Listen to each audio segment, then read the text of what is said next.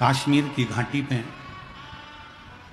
पहलगांव में जो घटना हुई है वो दिल को झंझोड़ने वाली है। भारत की भूमि पर हिंदुओं की मौत कब तक होती रहेगी? कभी बंगाल में हिंदू मारा जाता है और कभी कश्मीर की घाटी में कपड़े उतार कर देखा जाता है कि हिंदू है और गोली मार दी जाती है। कल कथा में कहा था लोग जाति के नाम पर आपको हमको तोड़ रहे हैं, तोड़ रहे। कल कश्मीर की घाटी पे पहलगांव में जो घटना हुई है वो दिल को झंझोड़ने वाली है, झंझोड़ने वाली। भारत की भूमि पर हिंदुओं की मौत कब तक होती रहेगी? कभी बंगाल में हिंदू मारा जाता है और कभी कश्मीर की घाटी में कपड़े उतार कर देखा जाता है कि हिंदू है और गोली मार दी जाती है। करोगे क्या? कैंडल मार्च निकाल लोगे, पुतले जला लोगे, बन सकेगा तो थोड़ा थोड़ा नारा लगा लोगे और फिर शांत होकर बैठ जाओगे, फिर शांत। मेरा निवेदन है सनातनियों, मेरा निवेदन है सनातनियों, जाग जाओ, अब मौका है। और मैं निवेदन करूंगा हमारे भारत के भूमि के गृह मंत्री जी अमित शाह जी, इस कली काल के, इस कलयुग के शंकर का अवतार हैं। वो शांत भी रहते हैं, मौन भी रहते हैं और तांडव भी दिखा देते हैं।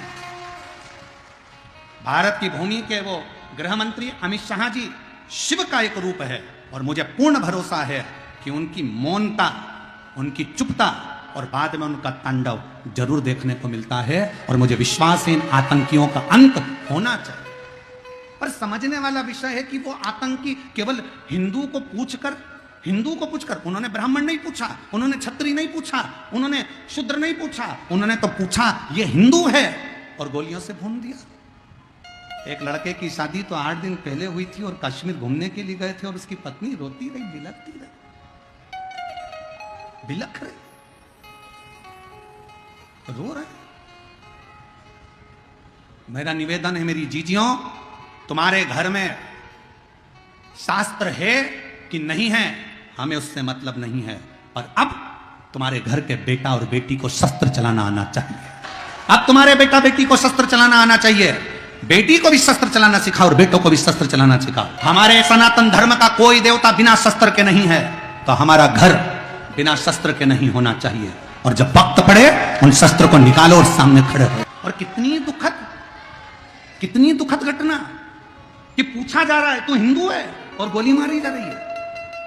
बंगाल में देखा जा रहा है हिंदू है और घर से निकाल कर मारा जा रहा है। और संसद भवन में बैठे हुए वो 200 हिंदू सांसद वक्फ बोर्ड के बिल के ऊपर रात भर बहस करते हैं और हिंदू के नाम पर कलंक बनकर बैठे हैं। ले जाओ उनको कश्मीर की इस घाटी में सौंप दो, कश्मीर की घाटी में ले जाकर सौंप दो कि जो सनातन धर्म को छोड़कर हिंदू होकर हिंदू के लिए अपशब्द करते। क्या जरूरत है इसकी? क्या जरूरत है उसकी? अरे थोड़ा तो जाग जाओ रे। उस लड़की को देखो जिसका 8 दिन पहले पति, शादी हुआ, मेहंदी लगी हाथ में और पति मर गया, एक का बेटा चले गया, 26 से 27 लोग मौत के घाट उतर गए। मौत के घाट कब तक झेलेगा, कब तक? इसलिए निवेदन है कि जागो तो एक बार हिंदू, जागो तो एक बार हिंदू। तुम्हारा जागना जरूरी है, बहुत जरूरी, बहुत।